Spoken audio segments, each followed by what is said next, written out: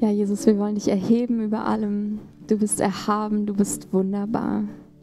Wir sind heute Morgen hier, um dich zu loben und dich zu preisen, in Gemeinschaft als Gemeinde vor dir. Und Herr, ich möchte beten jetzt auch für die Predigt, Jesus, dass du mir vorangehst. Einfach zeigst, was dran ist, was du weitergeben willst. Ich bete, dass du unsere Herzen weit machst, um dein Wort heute Morgen zu hören. Amen. Endlich Ferien. Ich weiß nicht, für die, die jetzt heute noch hier sind, ob das auf euch zutrifft. Vielleicht ja, vielleicht noch nicht. Aber endlich sind Sommerferien. Fühlt sich jedenfalls nicht so an, aber es sind Sommerferien tatsächlich. Und ich freue mich für alle. Ich freue mich, dass wir heute einen gemeinsamen Gottesdienst feiern und gemeinsam vor Gott kommen. Wir starten in den nächsten Wochen, inklusive heute, in eine neue Predigtserie rein. Und zwar wollen wir uns diesen Sommer ein Buch gemeinsam anschauen an den Sonntagen. Um noch ein bisschen genauer zu sein, schauen wir uns einen Brief gemeinsam an. Und zwar den Kolosserbrief. Und ich habe heute das Privileg und die Ehre, dass ich uns eine Einführung geben darf, einen Überblick. Und erst dachte ich so, oh nee, also irgendwie so ein Einblick, so ein Überblick, das ist halt irgendwie immer echt so ein bisschen trocken. So, dann guckt man sich halt so die Einleitungsfragen an, wie man in der Theologie so schön sagt. Und das war wirklich ein Fach. Ich habe das nicht so gern gehabt. Ich habe mich da ein bisschen durchgeprügelt. Aber ich habe eben mit der Brina geredet. Wir haben schon vor Wochen festgelegt, dass wir uns den Kolosserbrief zusammen anschauen. Und jetzt habe ich mich damit auseinandergesetzt und ich muss sagen, ich fand es richtig spannend. Also wirklich von Herzen richtig spannend, mich damit auseinanderzusetzen, wie dieser Brief entstanden ist, dass der jetzt heute so da in der Bibel steht, wie er steht und wieso überhaupt. Und da will ich euch mit hineinnehmen, weil Anfang des Jahres hatten wir auch eine Predigtserie und da haben wir uns damit auseinandergesetzt, hey, wie können wir eigentlich die Bibel lesen und auslegen für uns persönlich? Und eine Sache, die wir da gelernt haben und immer wieder angeschaut haben, hey, wir müssen Texte in ihren Kontext einbetten, wenn wir sie wirklich richtig verstehen wollen. Und genau das machen wir heute. Wir setzen den Kolosserbrief mal in seinen Kontext, weil auf dieser Grundlage und auf dieser Basis können wir viel, viel besser verstehen, was Paulus denn da eigentlich schreibt. Und damit habe ich schon die erste Sache verraten, nämlich wer das geschrieben hat. Eigentlich wollte ich jetzt jemanden seine Bibel aufschlagen lassen und sagen, was?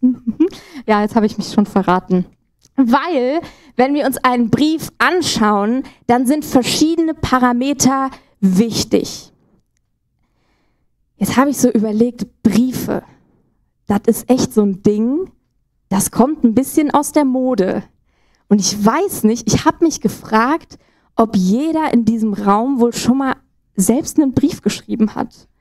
Ich pflege das zu machen. Ich habe ein Götti-Bub seit 3 Jahren und fast immer, wenn ich in den Ferien bin, dann schreibe ich ihm eine Postkarte.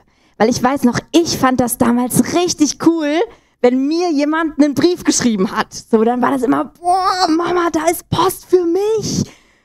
Heute finde ich es nicht mehr so cool, wenn ich Post bekomme, weil das ist meistens Post, die ich eher nicht so gerne habe. Dann sortiert man durch und wenn was handgeschrieben ist, auch cool, ist vielleicht eine Hochzeit, irgendwas Cooles. Aber mittlerweile bekomme ich nicht mehr so gerne Post wie früher. Aber ich finde, das ist was total Besonderes, was eben so ein bisschen aus der Mode kommt, Briefe zu schreiben. Aber eben, was ist bei einem Brief denn primär erstmal wichtig?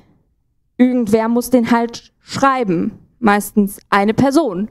Und das ist dann der Absender.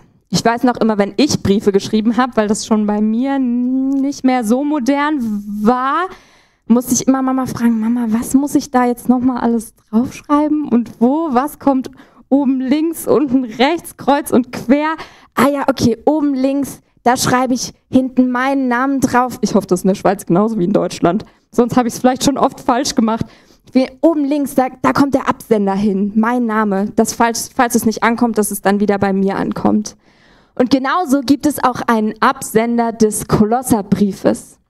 Und das ist tatsächlich, wenn ihr jetzt eure Bibeln aufschlagt im Kolosserbrief, das allererste Wort sagt uns schon, verrät uns, wer diesen Brief geschrieben hat. Das macht eben Paulus ganz am Anfang schon klar. Das erste Wort des Kolosserbriefes ist Paulos im Griechischen, also Paulus.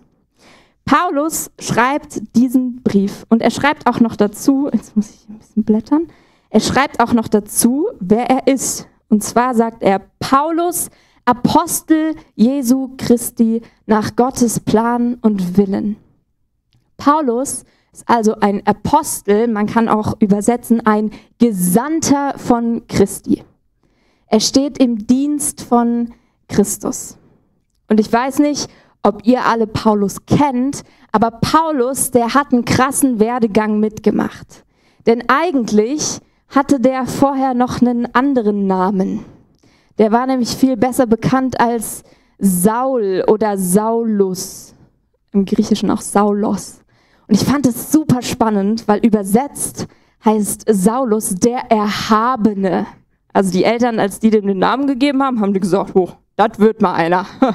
Ein Erhabener, über alle hinweg. Das Vorbild von Saul, dem König aus dem Alten Testament. Oh, wir kriegen so einen richtigen Prachtburchen. Und der hat einen Werdegang gemacht, ein super intelligenter Mann und hat es sich auf die Fahne geschrieben, diese neue Bewegung, die entstanden war, mit den Christen zu verfolgen. Er war nämlich Jude, sogar hebräischer Jude, und er hat Christen verfolgt. Und dann hatte er in Damaskus, lesen wir in der Apostelgeschichte, eine Begegnung mit diesem Gott, den er verfolgt hat. Der Herr spricht zu ihm, Saul, Saul, warum verfolgst du mich? Und das Krasse ist, diese Begegnung, es passiert, dass dieser Saul, dieser Erhabene, zu Boden stürzt, zu Boden, und ist für 3 Tage blind und will nicht mal mehr etwas essen. Er hat eine Begegnung mit diesem herrlichen Gott und sein Leben wandelt sich mit einer 180-Grad-Wende. Und auch sein Name, wie wir jetzt hier lesen, wird anders, nämlich Paulus. Und das heißt, der Niedrige, der Kleine. Vom Erhabenen merkt er, nein, im Gegensatz zu dem da oben bin ich ganz niedrig, weil er ist herrlich. Und Paulus, der früher Christen verfolgt hat, wird jetzt ein ein Kämpfer für Christus. Und er fängt an, Gemeinden zu gründen, geht auf Missionsreisen, ist überall unterwegs und erzählt den Menschen von Jesus Christus. Und so ist er auch in Ephesus unterwegs und erzählt dort den Menschen von Jesus. Und das wird später noch spannend, denn jetzt zurück zum Kolosserbrief. Paulus ist oft im Gefängnis für seinen Glauben. Und hier hat er tatsächlich ziemlich viel Zeit, um Briefe zu schreiben. Und ich finde das faszinierend, weil eigentlich könnte Paulus auch im Gefängnis sitzen, könnte sagen, Gott, warum bin ich jetzt hier? Also hat er bestimmt auch. Ich könnte viel wirksamer sein, wenn ich nicht hier hinter Gittern sitzen würde, sondern wenn ich draußen wäre, um zu evangelisieren. Dazu bin ich berufen. Ich bin ein Apostel, berufen nach dem Willen von Gott. Aber ich glaube, in diesen Zeiten im Gefängnis hat Paulus so tiefe Offenbarungen über Gott und Zeit, das niederzuschreiben, dass wir bis heute das Privileg haben, darüber zu lesen und davon mehr über Gott zu lernen. Deswegen stehe ich heute hier und kann euch über den Kolosserbrief erzählen. Die dunkelsten Stunden von Paulus werden zu einem unfassbaren Segen. Und Paulus ist auch mal wieder im Gefängnis, vermutlich, man weiß es nicht ganz genau, als er diesen Kolosserbrief schreibt, aber sehr wahrscheinlich sitzt er in Rom im Gefängnis nach seiner ersten Missionsreise. Und er schreibt an eine Gemeinde, das lesen wir gleich im 2. Vers, an die Geschwister in Kolossä. An die Geschwister in Kolossä. Du darfst gerne mal, ich habe heute eine Karte mitgebracht, also wir sind heute wirklich richtig theologisch unterwegs. Und zwar seht ihr da das rot umkreiste, das ist Kolossä, das ist eigentlich so ein Örtchen, nicht super bedeutend, irgendwo im Hinterland. Dafür in der Provinz von Phrygien, die war ungefähr so groß wie die Schweiz, diese Provinz, in Kleinasien. Und viel bekannter sind 2 Städte, und zwar Hierapolis und Laodicea. Das hat man vielleicht schon mal gehört. Und das liegt in der heutigen Türkei, um das so ein bisschen ungefähr einzuordnen, wo Kolossä ist. Also dieser Brief, den Paulus schreibt er an diese Gemeinde. Heute ist das nur noch so ein Trümmerhaufen. Da gab es nämlich ein Erdbeben, ziemlich schlimmes, schon sehr lange her. Auf jeden Fall schreibt Paulus an diese Gemeinde in Kolossä. Das Spannende ist aber, der kennt die gar nicht. Paulus war nie selbst dort, zumindest mit sehr hoher Wahrscheinlichkeit, ist er nie dort gewesen. Und das ist interessant, weil meistens schreibt man ja irgendwie einen Brief an jemanden, den man kennt. Vor allem so einen persönlichen Brief wie den Kolosserbrief. Und auch Paulus schreibt oft die Briefe adressiert an eine Gemeinde, die er irgendwo gegründet hat. Zum Beispiel den Epheserbrief. Wie kommt es jetzt also, dass Paulus einen Brief an Leute schreibt, die er gar nicht kennt? Ja, und hier ist es jetzt dann spannend zu sehen, eben Paulus sitzt im Gefängnis und dort kommt ihn ein Mann besuchen, der heißt, ich will es nicht falsch aussprechen, Epaphras. Ist das richtig? Ich glaube schon. Epaphras. Ich habe den Namen, ich muss echt gestehen, vorher immer so ein bisschen überlesen. Aber dieser Epaphras, das war ein krasser Mann. Ich glaube wirklich ein krasser Mann. Der hat sich nämlich vermutlich, als Paulus in Ephesus war, um dort eine Gemeinde zu gründen und dort gelehrt hat, war der dabei und hat gehört, was Paulus erzählt hat über diesen Jesus. Der hat gesagt, das stimmt, das muss die Wahrheit sein. Er hat sich bekehrt und dann hat Paulus diese Menschen, die sich dort bekehrt haben, die er gelehrt hat, hat er ausgesendet, hat gesagt, so, und jetzt geht ihr und geht missionieren. Und das hat Epaphras gemacht. Aber mit was für einer Leidenschaft. Der hat vermutlich diese 3 Gemeinden in der Provinz in Hierapolis, Laodicea und Kolossä gegründet. Das war so ein Mann mit Leib und Seele, gerade bekehrt, aber mit einer Leidenschaft für Jesus Christus unterwegs, dass er Gemeindegründer wurde. Ja, und er ist jetzt dann in Rom bei Paulus im Gefängnis. Man weiß nicht so genau, ob er ihn einfach besuchen geht oder ob er auch inhaftiert ist. Auf jeden Fall treffen sie sich dort. Das war möglich, weil diese Gefängniszeit war vielleicht auch ein bisschen mehr wie so ein Hausarrest. Auf jeden Fall treffen die sich. Und Epaphras geht zu Paulus, zu seinem Lehrer quasi, und erzählt ihm von der Gemeinde. Hey, und was der erzählt? Das schreibt jetzt Paulus im Kolosserbrief, was er gehört hat über die Gemeinde in Kolossä. Jedes Mal, wenn wir für euch beten, danken wir Gott, dem Vater unseres Herrn Jesus Christus, für euch. Denn wir haben gehört, wie lebendig euer Glaube an Jesus Christus ist und was für eine Liebe ihr allen entgegenbringt, die zu Gottes heiligem Volk gehören. Angespornt werdet ihr dabei von der Hoffnung auf das, was Gott im Himmel für euch bereithält.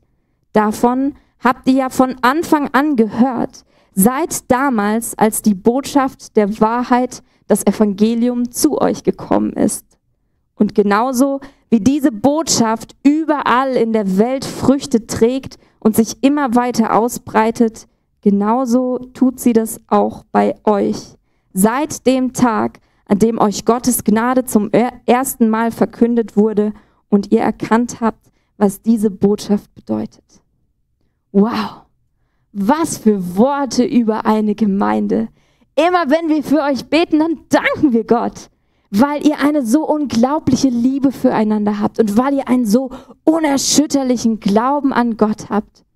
Also ich stelle mir das so vor, Epaphras kommt ins Gefängnis zu Paulus und sagt, oh, ich habe da eine Gemeinde gegründet. Oh, das sind richtig coole Leute, da habe ich einen richtig guten Job gemacht. Einfach nur vorgeschwärmt. Das heißt, das Erste, was Paulus hier schreibt, ist, ja, der Epaphras, der hat mir erzählt, was für coole Leute ihr seid. Da geht's richtig ab bei euch. Also echt vorbildlich. Das ist aber nicht der einzige Grund, warum Epaphras zu Paulus ins Gefängnis geht, um ihm zu erzählen, was er für eine tolle Gemeinde gegründet hat, sondern ihn beschäftigt auch noch was sonst in der Gemeinde gerade los ist. Und zwar scheinen sich in der Gemeinde verschiedene Irrlehren einzuschleichen, sowohl von außen als auch von innen. Und hier ist es spannend zu sehen, wie die Gemeinde zusammengesetzt ist und in was für einer Region sie eben auch sind und was die Einflüsse von innen und von außen sind. Und zwar macht sich Epaphras wirklich Sorgen. Eben, er sagt auf der einen Seite, die Gemeinde ist super unterwegs, die sind super stark im Glauben, die haben eine Liebe füreinander, aber ich mache mir Sorgen. Ich mache mir wirklich Sorgen, weil auf der einen Seite war da eine ziemlich große jüdische Gemeinschaft und die haben gesagt, ja, das mit Jesus, das ist super, super. Aber das reicht nicht. Das reicht nicht. Jesus, nee, also das reicht nicht.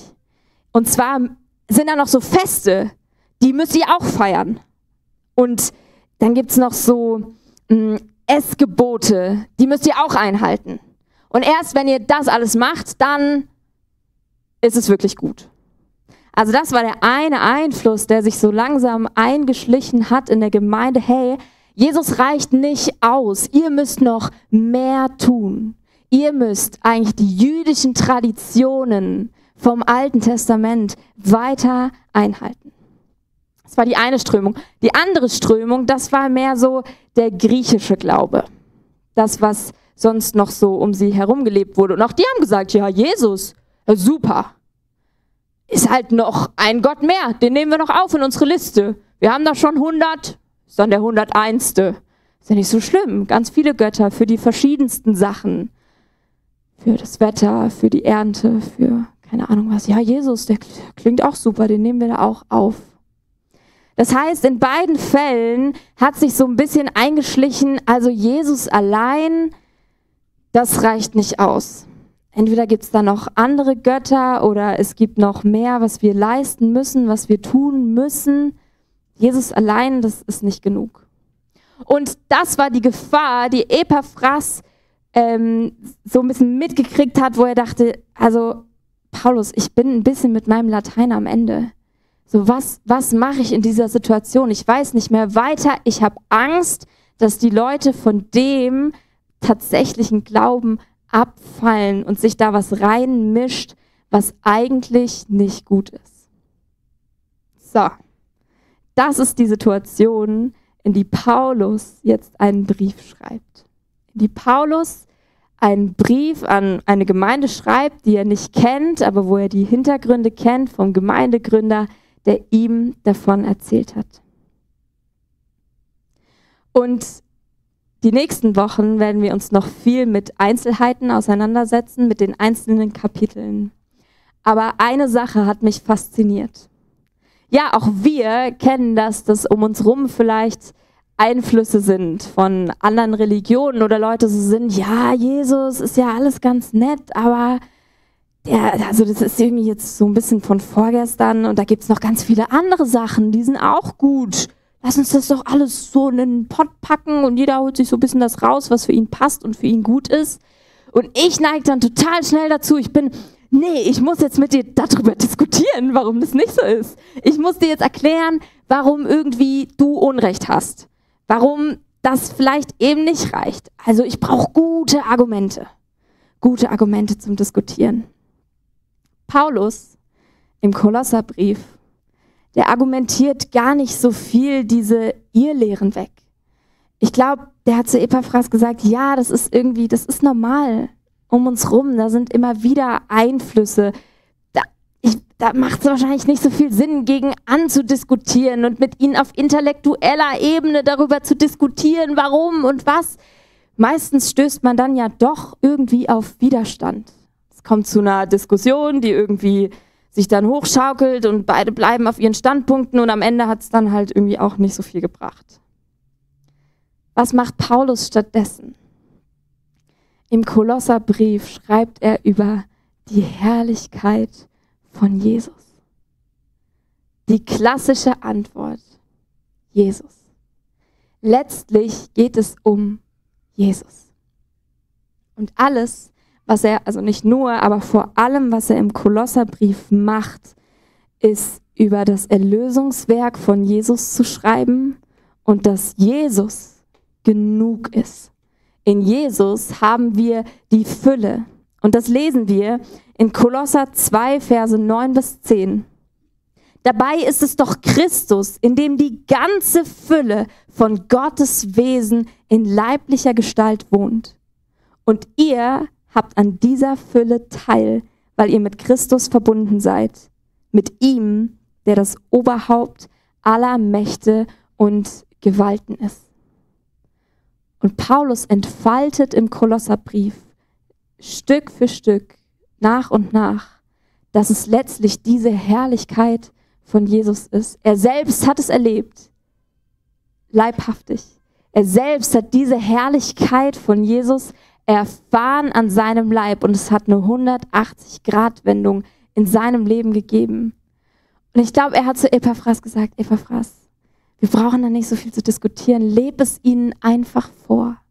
Wenn wir diese Herrlichkeit von Jesus, diese Fülle, die jetzt in uns lebt, den Menschen zeigen und ihnen vorleben, dann erkennen sie, dass das die Wahrheit ist. Wir brauchen den Kolossern das nicht irgendwie erklären und eine lange Diskussion anfangen. Nein, wir müssen sie zurückführen zu diesem wahren Evangelium. Ja, und das macht er mit verschiedenen Schlüssellehren, die er im Kolosserbrief entfaltet. Die Gottheit Christi. Damit fängt er an. Er schreibt in Kolosser 1 ab Vers 15 über diesen Jesus, der Erstgeborene, der über der gesamten Schöpfung steht. Durch ihn ist alles erschaffen worden. Er war vor allem.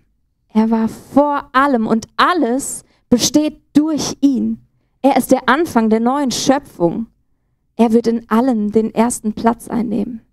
Er ist gekommen, um zu versöhnen und hat Frieden geschaffen zwischen Gott und den Menschen. Das ist Jesus Christus, die Gottheit Christi in Person. Ja, und er schafft Versöhnung. Jesus hat am Kreuz Versöhnung geschaffen. Durch sein Sühneopfer am Kreuz können wir zu Gott kommen und sind erlöst. Das ist die gute Botschaft. Wir müssen nichts hinzutun, sondern Christus hat alles getan. In ihm ist die Fülle, in ihm allein. Das ist die Botschaft, die Paulus den Kolossern schreibt.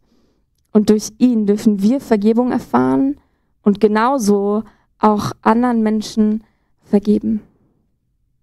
Und in Kolosser 1, Vers 13 bis 14 steht: Denn er hat uns aus der Gewalt der Finsternis befreit und hat uns in das Reich versetzt, in dem sein geliebter Sohn regiert.